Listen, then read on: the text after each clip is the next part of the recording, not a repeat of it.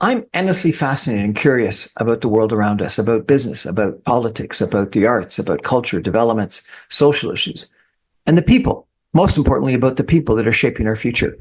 Every night, I get the opportunity to have conversations, to dive into conversations with thought leaders, with change makers, entrepreneurs, politicians, and everyday heroes who unpack the ideas and stories that I think matter to all of us. What's the future of our economy? What's the future of our country? How do we build stronger communities? What can we learn from music, theater, sports, politics, the arts? How does policy shape our real lives? What does leadership look like, real leadership in today's environment? If it's interesting and relevant and topical and we're talking about it, you'll hear about it here at 6 o'clock on the Brian Crombie Radio Hour. I want to have real conversations, in-depth conversations. These are ideas we're sharing. This is the Brian Crombie Radio Hour. Thanks for joining me.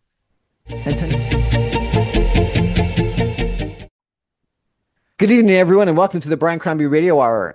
This weekend was the Ontario Liberal Party's convention, and they had a leadership review. And for some strange reason, I'm really interested and intrigued in what happened. And so, therefore, I've got Sabrina Nanji, who is a journalist and the founder of the Queen's Park Observer, with us today. She says that she's known as a great journalist, but also someone that knows a lot of gossip. And so it'll be interesting to see what she's got to say. And Kim Wright from a communications company called, I think, Right Communications. Right Strategies. Right Strategies. I apologize. And she's known for her strategies, her public relations, her communications, and her political activism with the New Democratic Party.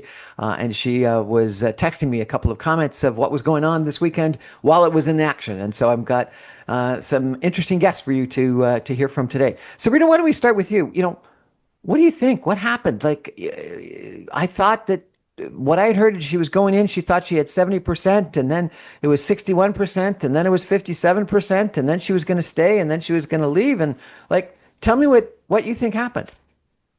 Yeah, I mean, I think they're like where to begin, right? I think you're right that, Bonnie Crombie had a higher number in her head. What I had heard was that that's, what her strategists told her. And specifically, insiders called out Alexis Levine and Tom Allison, veteran liberal strategists, specifically.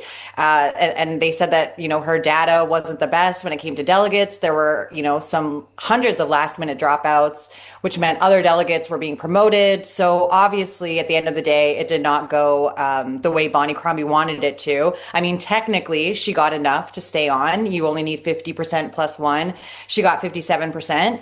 The unofficial cutoff in Canadian politics tends to be 66%, but 57% is pretty low. It's a pretty measly number. And if you think about it, that's roughly half of the party saying that we want to have a leadership review and we want someone else in there. And so I think the most surprising thing to me was that initially after the vote results were announced, eventually announced because there were delays on delays, Bonnie Crombie addressed the crowd. Notably, caucus was not on stage with her. That was kind of one of the biggest tells that there was some drama, a bit of a rift happening behind the scenes, is that she first stayed on. First, she said, this isn't the number I wanted, but I'm still here. And then, within hours, maybe even less, I think she had put out a statement saying she was going to resign. She canceled her press conference that was planned with reporters for after.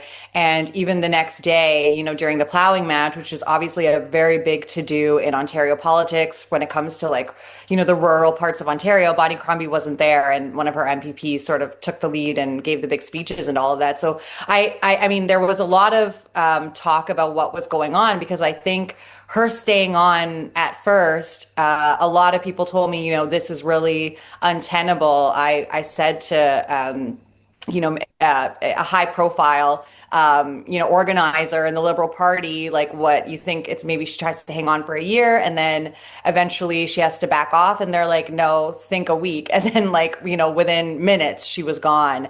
And so I think a lot of people just said it was untenable. And now, rumors abound about who wants to throw their hat in the race for a leader now. But I think one of the other interesting things was the so-called caucus revolt, that the Star used those words and said that there was a caucus revolt behind the scenes, Bonnie Crombie would not get support, or at least unanimous support from the caucus. And so I think that's probably the moment where she saw the writing was on the wall and could not continue in that role. So yeah, I mean, I do think that she left the party better off than the way she found it. They've got recognized status, they got a bigger chunk of the popular vote. But at the end of the day, Bonnie Crombie didn't win her seat. She did not really meet expectations. And so now for the third time since 2020, the Liberals are again searching for a savior to help get them out of the penalty box in Ontario. Kim, what do you think? What happened? Oh, math. Fundamentally math. I mean, Bonnie Crombie started the convention doing a scrum where she said the numbers are arbitrary. Well, I've been a political hack for 35 years, and the numbers in leadership races are not arbitrary. That's, whatever you might think. I was talking to a number of folks like me in the political world, but on the liberal camp, and they said their talking point was anything more than she got into leadership was to be seen as growth, which was the most absurd thing I'd ever heard. Like it was supposed to be the Crombie coronation in that leadership. She should have gotten Mark Carney-esque numbers, and she didn't. It was a third ballot, 53%. So I'm like, so 54 is okay, 55, 50, like never in my wildest fever dream. And did I expect 57%? And look, the reality is any number that starts with a five in a leadership review, you're done. Whether it's in that moment or a couple of minutes afterwards, you are done. And so we saw that. I was on the ground as an observer of all that was going on and having lots of conversations with folks. Caucus was definitely not with her. Lots of people that were wearing Caucus no was not badges. Caucus was not with her. No, caucus was not unanimously, and the blood oath that was being required of them on Sunday before the results came out. There was absolutely in the room as it's being reported, but also as I've been hearing, absolutely not. Uh, Look, you start going back to the campaign. The Crombie coronation didn't happen in the leadership. It was a third ballot squeak it out victory. Um, you know, Once there was a famous Christmas card that went out from the Crombie family that had her sitting on a fake gold throne. I made a lot of commentary about that when she didn't win the leadership. That this is not a real victory and not a real crown. Then she scrambled to find a seat to run in, leading into the last election. Now, Mississauga, where she has, reigned, quote unquote, for quite some time after being handed the mantle from Hazel McCallion. No one understood why she didn't just automatically say, Babe Ruth calling your shots, I'm running in Mississauga X.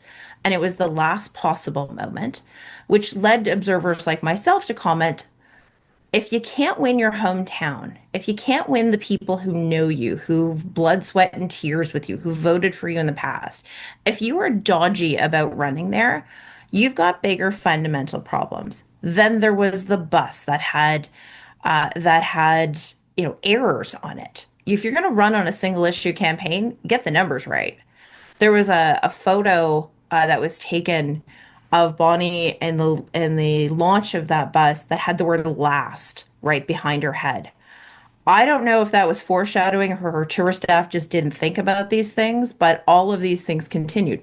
Then we get to this weekend, four robocalls before the convention even started. They had no GOTV numbers. You had caucus members not showing up. You had like not showing up to the convention, which is if your leader is on the line, it's a command performance. So that there were some that didn't show up is certainly problematic. But also, let's be very clear, it's not that she didn't win her seat in the last election. She never had a seat to start with. There were many opportunities in by-elections. She didn't have a seat. She didn't get a seat. And there was no plan on the foreseeable future to get her in the House as an official person. And then the most shocking of all to me, when I was looking at the agenda of this convention, was her keynote address to sway delegates, to move delegates, to get the hearts and minds behind her, was scheduled for after the vote. Now that's a ridiculous thing on most levels. Like most people will want to like, here, let me tell you why I'm awesome and I should stay on and here's my path to victory.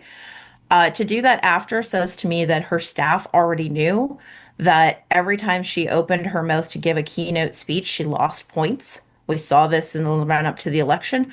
I'm not trying to be catty or churlish in any of this. That's just the reality of if you're putting your keynote speech after the ballot is closed, it means you're not really good at it. And what we saw from the alternates who got pumped up after that speech, they were 3-1 against Bonnie.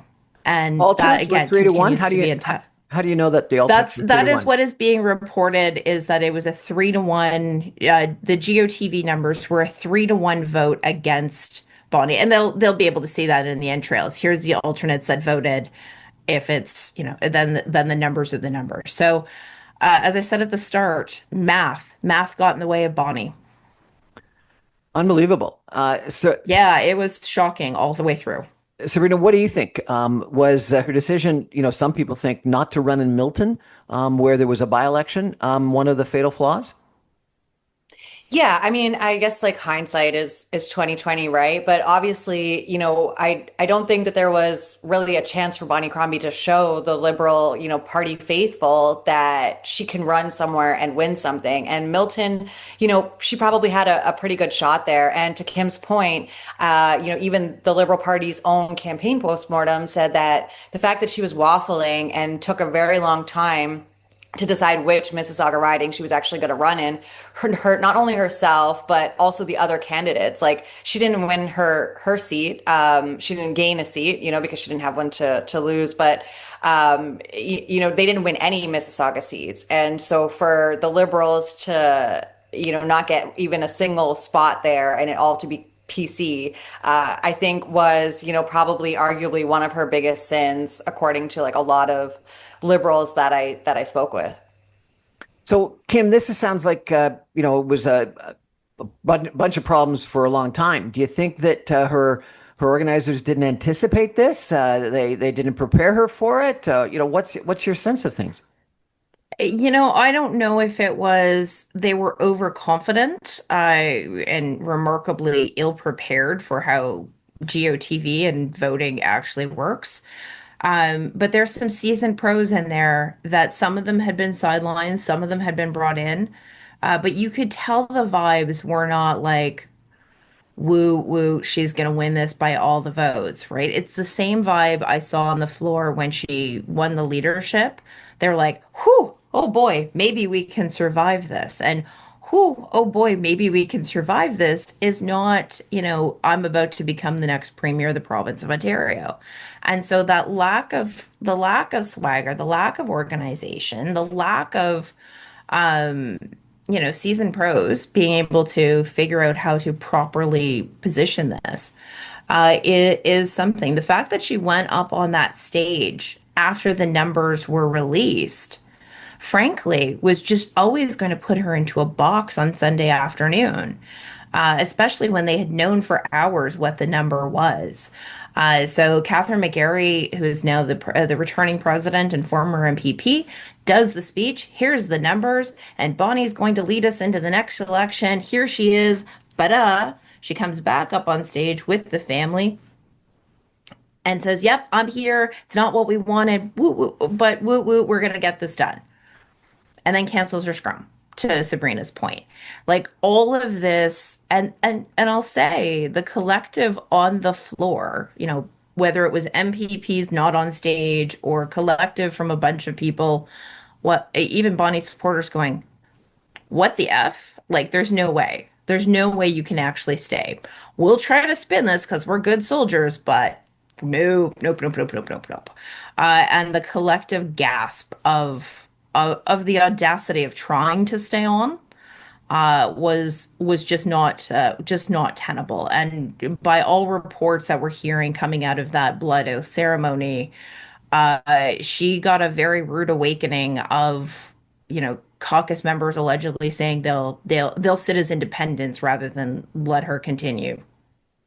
Really? I It was hadn't heard something. that before. So, you've used the term blood oath a couple of times. Sabrina, have you heard this?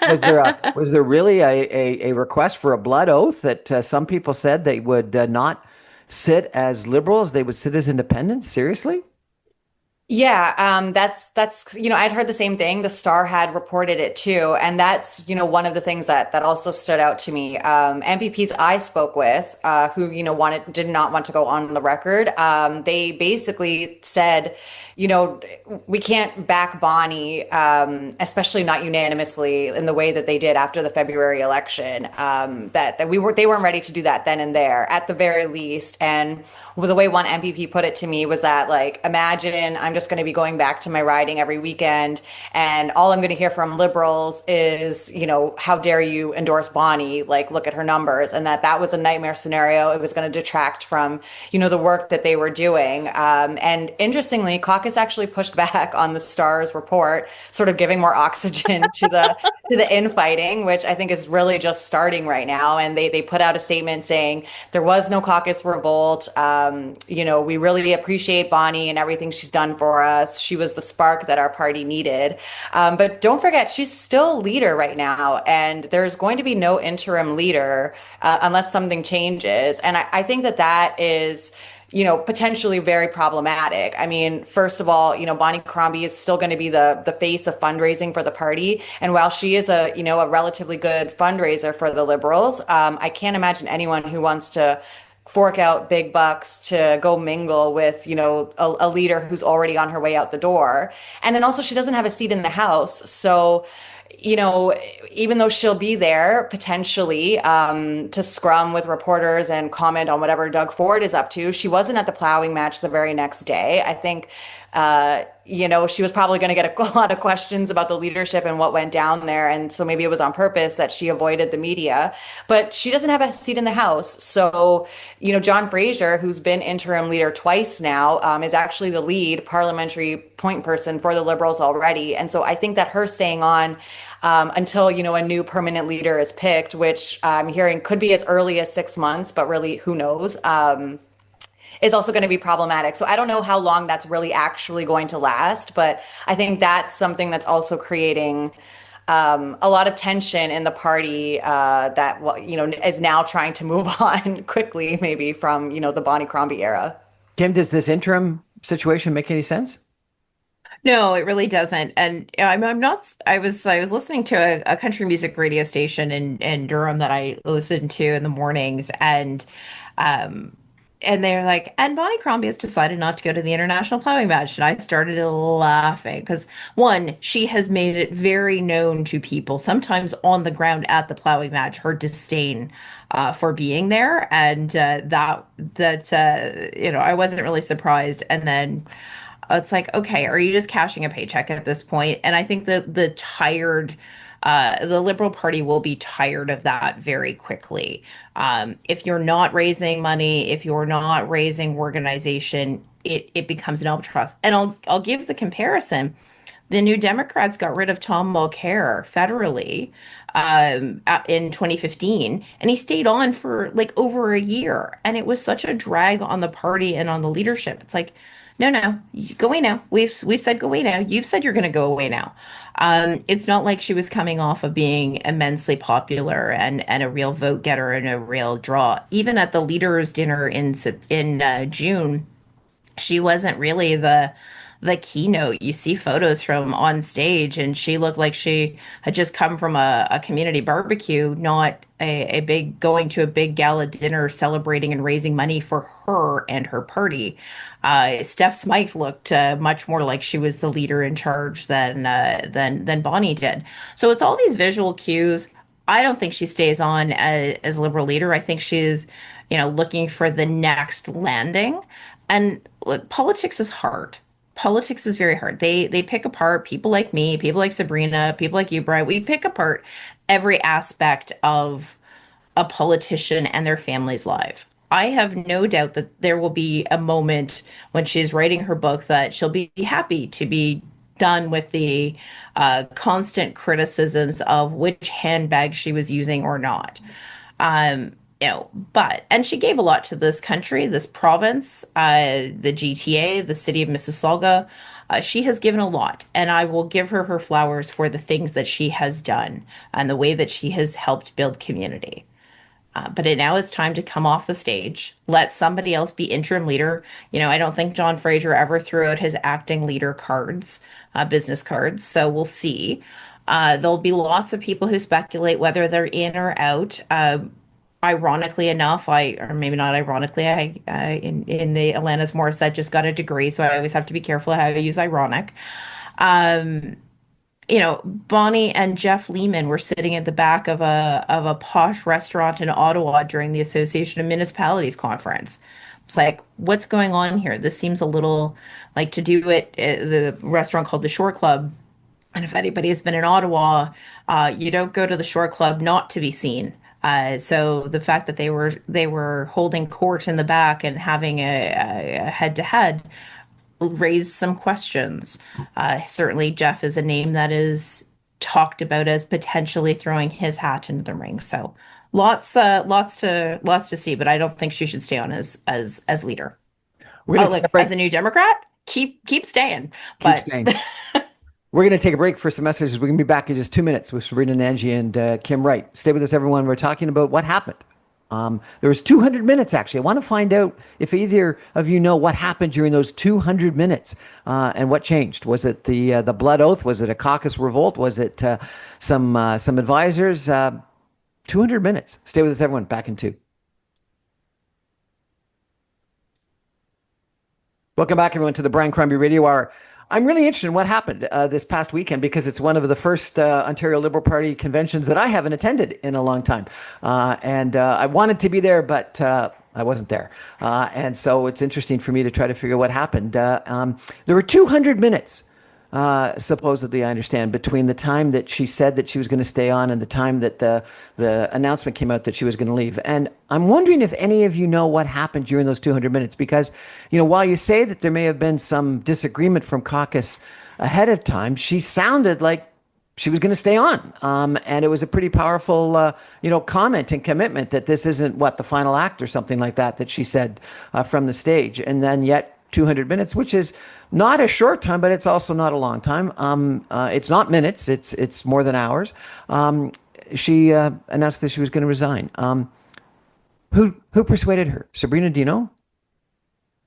I think it was a combination of everything you pointed out. I think her, not having caucus like immediately line up behind her and say, "Yeah, we're in this." Like, I think she knew that this was going to be a huge headache for her, and I think it was also her advisors too. One thing that I keep hearing, especially now that Bonnie Crombie's on her way out, is that she never really.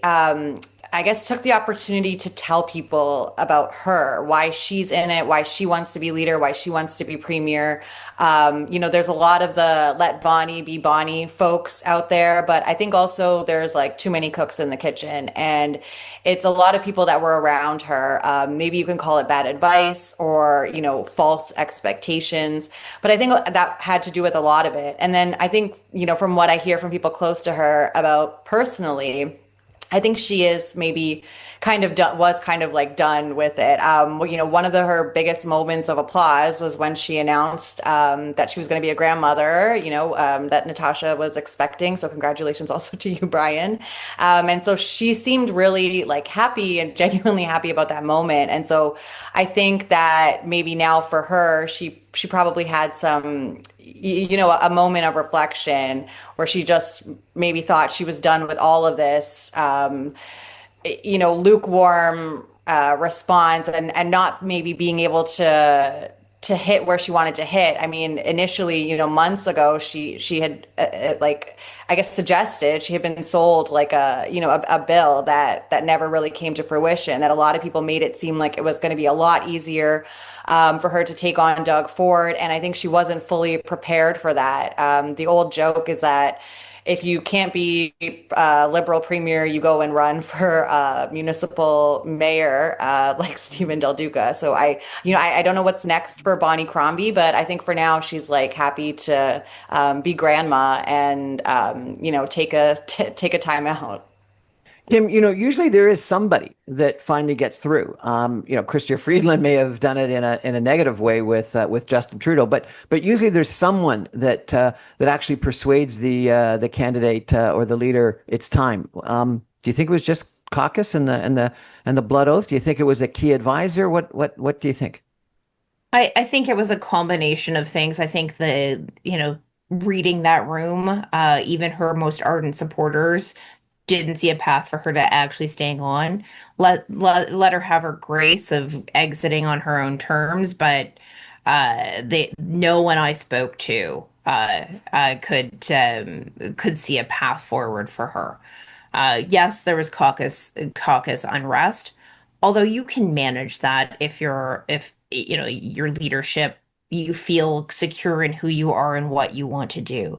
I understand the new executive of the Liberal Party of Ontario wasn't all in on her staying on. There were the undercurrents of the New Leaf Liberals, which every party has a dissenting group within them. That always happens. Them plus some other things all kind of got together. But ultimately, the leader always gets to decide whether or not they're going to stay for 5 minutes or 5 more weeks or 5 more months or whatever it happens to be. So I think all of those things come into play. And, you don't spend as much time in politics as Bonnie Crombie has without being able to go, I cannot pull this boulder through this mud, up this hill, in this way. And I think she made the right call. I think most observers, when she canceled her scrum, went, all right, maybe it's going to be a couple of days. I had said into a pundit's with some pundit friends of mine, this is going to be like Liz Truss and the Liz Truss from the UK and the lettuce test. Like, is she going to be a longer hair longer than a head of lettuce? Then all of this 200 minutes later, a friend of mine said, I didn't even get the lettuce out of the fridge to start the test of, the lettuce. So all of this to say, it was a weird day. It was darn near Shakespearean in how all of this unfolded over the course of the weekend. But this was where this was always going to ultimately end. No one thought Bonnie Crombie would last to fight in the next general election. Shakespearean. So you're suggesting what? That she was Macbeth and that Nate Smith was one of the son of the king that wanted to get back at her? Look, I think Brutus and Julius Caesar was more subtle than Nate Erskine Smith was with trying to stab at Bonnie. But what we often see in politics is rarely the person who wields the knife is actually the one who gets to wear the crown next. And so we'll see what happens with Nate and his aspirations. Nate Erskine Smith has not exactly endeared himself to uh, Canadians, Ontarians, definitely not Liberals, in his whining that he didn't get a cabinet post in the new Kearney government. The I'm going to spend time with my family and then not. You actually saw this week with Chrystia Freeland's resignation. There was a line in there of, I'm not going to spend time with my family, which felt like a jab at Nate Erskine Smith and Sean Fraser and other liberals who had said they weren't going to run because they want to spend time with their family. And oops, polling numbers are better. I'm coming back. Uh, so I think there's all sorts of things, all sorts of challenges. If we'll talk about what does a liberal leadership campaign look like, and start to look at early horse races. But I think Nate's got to start showing a little humility and a little less temper tantrum than he has in the political atmosphere. We're going to take a break for some messages and come back in just 2 minutes with Kim Wright. And I'm gonna ask you, Kim, what could have done differently? Are there lessons from this process? Because I think that it's an interesting, in any kind of a political history, career, fight, etc. There's lessons to be learned, and so I'm going to ask you about that. Stay with us, everyone. Back in 2 minutes. Welcome back, everyone, to the Brian Crombie Radio Hour. I'm chatting tonight with Kim Wright about the Liberal leadership review this past weekend at the Liberal Convention, where Bonnie Crombie did not get more than 57% of the vote, or she got the 57% of the vote. And initially that was deemed that was satisfactory by her, but it seems that other people thought differently. And 200 minutes later, she resigned or indicated that she would resign. As a Liberal leader when a new Liberal leader was elected. Kim, I want to ask you. You're a very experienced political activist, communicator, strategist, etc. I want to go through a couple of issues and ask you if those are lessons learned. Patrick Brown, the mayor of Brampton, who was the mayor of the neighboring city in Peel, almost seemed to have a vendetta to take down his neighboring mayor. His mother-in-law was the candidate. They had an issue about some people called it the divorce of Peel, and obviously some real strong, passionate debates about whether that made sense and how taxes and reserves, etc., should be split up. Was that like, if she had won that Mississauga Cooksville seat, if she hadn't created that fission with Patrick Brown, would have things been different?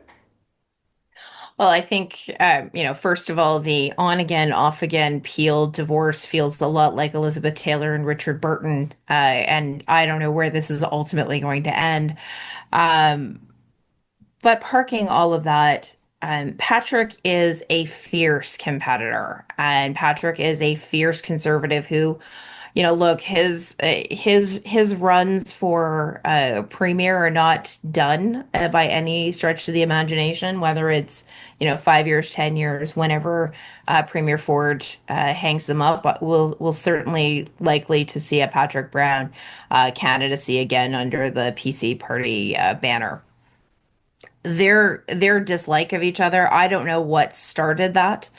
But Patrick saw this as an opportunity to be the organizer that he has always seen himself to be.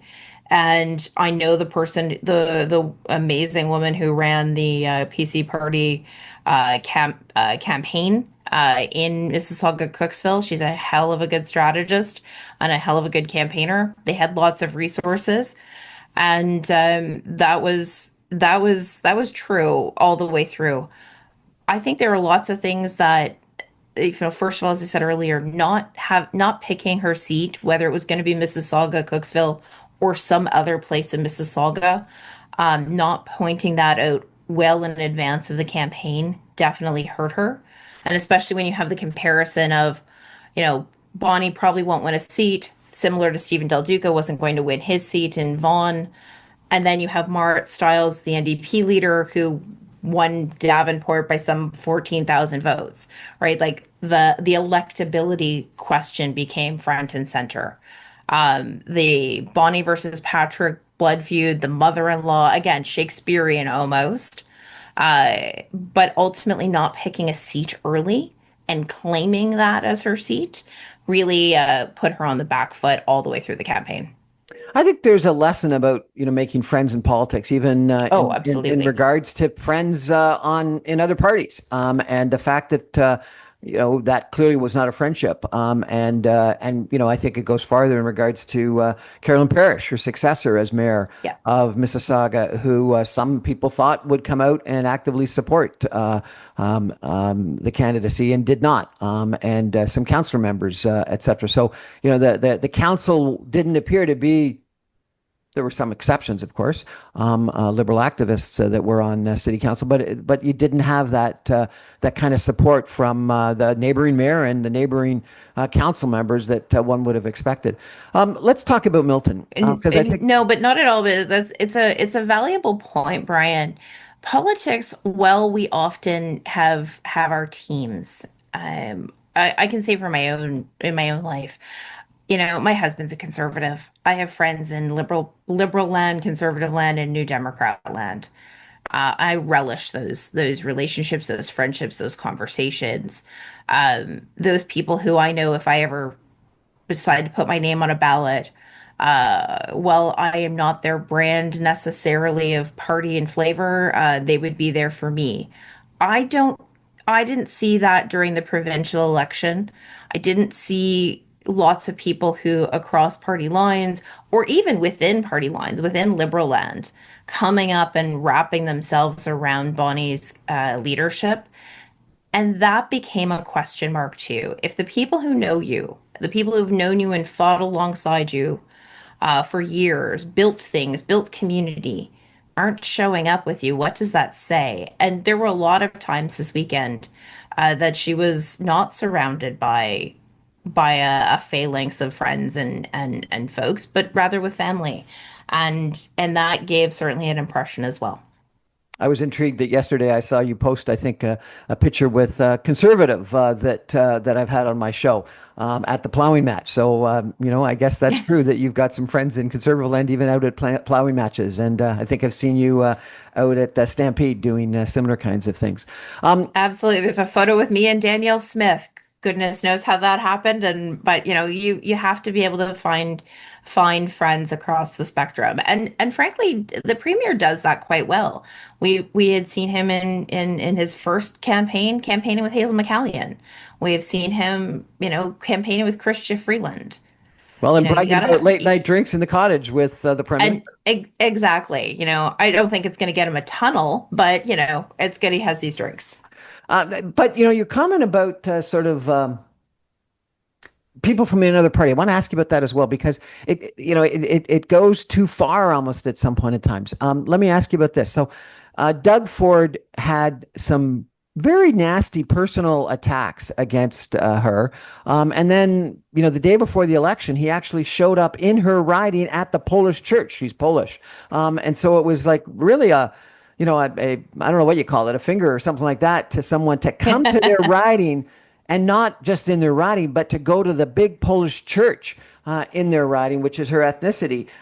There seemed to be an animosity there that sort of went beyond what would be sort of normal competitiveness. And is that just because they were two leaders, or is that because she took a very antagonistic manner toward Ford that became at times, I think, a little personal, and you saw a little bit of that in the debates. What's your sense? Because Ford really went after her and went after her big.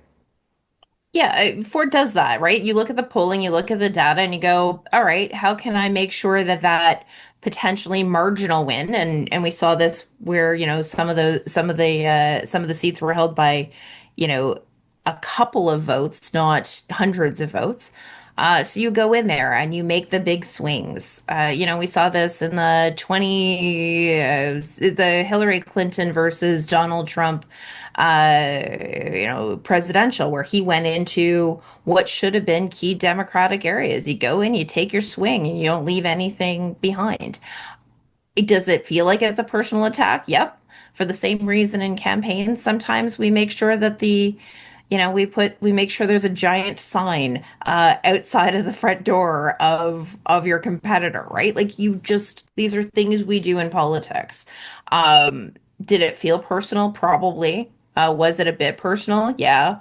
But it was also, how do you win those other seats across the province by throwing those big sticks on the ground? And look, the premier and every campaign, we do this. We do stuff in the premier's riding, or we'll do things in other folks' riding.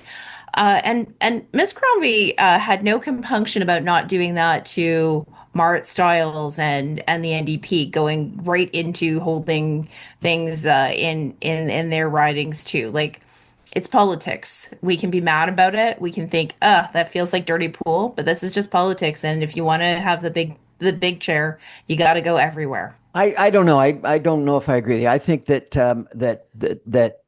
you got to create friends, as we talked about. And I think that the Patrick Brown animosity was one of the fatal flaws. And I think that the fact that there appeared to be even more than just good competitiveness, but actual some desire to really harm, went beyond sort of the competitiveness, and it ended up being, I think, fatal, because she ended up losing that riding, and I think things would have been different if she had won in Cooksville. And we could probably talk about whether they should have spent more time in Cooksville, and whether there should have been more of a central party campaign to make sure that she won Cooksville. So let me come to Milton, if I could, because in my life it's often been that line about the perfect is the enemy of the good, and Milton wasn't a slam dunk. And just to remind everyone, there was a by-election in Milton. Milton is just beside Mississauga. So it's not Mississauga. And clearly, I think she would have preferred to have run in Mississauga. But there was a by-election in Milton. There wasn't going to be a by-election, it would appear, in Mississauga. And so she had a chance, and it was winnable. And I think that she should have taken that chance. And maybe if she had lost, it would have been a real problem. But you could explain it away as not being Mississauga. She didn't take the chance. She didn't run. I think she should have. What do you think, Kim? Was that a fatal flaw in sort of her political life? It certainly didn't help, coming off of the lackluster leadership, the third ballot 53%, where it was supposed to be a coronation. And then she didn't get the bounce in the polling coming off of that leadership. And usually there's usually a bit of a bounce. So there was no Bonnie bounce. There was no Bonnie bounce for her or the party. And I think there was a real reticence internally in Liberal land to, well, we've got a new leader. Yes, she needs a seat, but we don't want her to lose because then we're going to have to go through all of the machinations of a leadership review all over again, because there would have been calls for her head, right? Her entire point of view of why to elect her leader was, I'm the one who can win. I have this glowing resume. I can win. And there was a lot of concern. There was also talk about her running in Belleville. I actually think that the Bay of Quinte riding when Todd Smith stepped down. I actually think that was probably more than the Milton race. The Bay of Quinte one actually would have been, I would think, the easiest path to victory for her in those by-elections she had an opportunity for. But I think her team was just skittish. And if you're skittish about these races, if you're skittish about your own leader and their leadership aspirations, that's going to continue to shroud your campaigns. One of the other things that I wonder about is that she had said, and the comment was repeated numerous times, that it was a snap election. I don't think it was a snap election. It was not. Sorry, I get very frustrated whenever everyone talks about a snap election. Was it an early election? Yes, but by snap election, it's like that adage about if your dog runs away in the prairies, you can see it still running 3 days later. That's what this election was. There had been pretty significant rumors around Queen's Park and in other places. Get ready, this is coming. The premier telegraphed it. His campaign team telegraphed it. So, it might not have been ideal. And I thought we all had a gentle person's agreement never to have a campaign ever again in the snow after that 2005, 2006 federal election where it went over the Christmas break. But, here we were. But it wasn't a snap election. It was just an election people hoped wouldn't come as soon as So it should did. the Liberal Party have been better organized, with more candidates nominated? Shouldn't there have been more preparation for this early election call that was not a snap because almost everyone knew it was coming? Yeah, I think that's a valid criticism. And I think one of the challenges we saw in the campaign was her continuing for the first 2.5 weeks of the campaign talking about it being a snap election and a waste of taxpayer dollars. Look, elections are never in a democracy. Elections are never a waste of campaign of taxpayer dollars. They are the price we pay for democracy, whether it was going to be then or 6 months from now, a year from now, whatever it happened to be. But election campaigns are the price we pay for democracy. So I think that never resonated with either her voters or her universe of voters. And she stuck with that line for far too long. We're going to take a final break and come back with a couple of comments if we could, from Kim about the upcoming NDP vote and if there's some lessons learned. I think you said something about we can't have the film Titanic playing in one of the breakout rooms. Stay with us, everyone. Back in 2 minutes. Welcome back, everyone, to the Brian Crombie Radio. I've got Kim Wright of Wright Strategies. She's an NDP activist. She was an observer at the Liberal Leadership Review Convention this past weekend. And I followed your tweets and your posts with interest as you commented on a lot of the things that were going on. What, if anything, do you think the NDP have learned from this? Because I understand the NDP have got the same process coming up this weekend. Do you think this is going to mean that someone announces from the stage it's got to be 66.6%? Or do you think that actually it's going to be like something with an 8 to start with? What's your sense? Are there any learnings from this last weekend that the NDP is going to take to heart? Well, absolutely. And that's always the case. So every year, every convention the New Democrats have, there is always an automatic leadership review. That's just standard process for us. So it's not, we don't see this as some sort of civil war breaking out. And in every party, there's always going to be a subsection that just votes against every leader. And that's okay. This is the NDP's policy convention in Niagara Falls this coming weekend, but it's also a chance for Marit Stiles and the NDP. It was already a chance for them to say, here's what we learned, here's what we're seeing, but more importantly, here's that path to victory in 2026 to get Marit Stiles to become Premier Marit Stiles. And here's what the caucus is doing, and here's what those potential future cabinet ministers start to look like and do. And I think that that is an important conversation that Marit, who continues to be the leader of the official opposition. The New Democrats have been in second place for the last 3 elections and have a lot of really great caucus members and conversations to build upon. The opening that we've now also been given with the Liberals once again in disarray and given what we talked about for the last hour, this is an opportunity for people to see Marit Stiles as that, with her swagger, with her sparkle, with her gravitas, with that, really great Newfoundlander sensibility that she brings to the table, and showcase who she is without there being a crowded other stage. This is just a really great showcase of Marit and the team and the potential future cabinet. So I'm excited about that. I'm excited to see some folks I only saw during the campaign and beyond and to start talking about some deep policy things. But lessons to be learned. Make sure that you can count the votes, and that in your what you referenced about Titanic was there was a hospitality suite, and given that it was TIFF, they were showing movie clips and it was movie themed, and they were literally giving out branded popcorn that said Liberals and boxes of popcorn, and so I was joking about eating literal and figurative popcorn, but they were showing a clip of various movies, including Titanic, which felt a little, I guess, on brand for the rest of the weekend of how it went, but not exactly the image I would have wanted to portray if I were in Liberal land. Is anyone checking the agenda to make sure that Marit Stiles' speech is before the voting ends? Yes.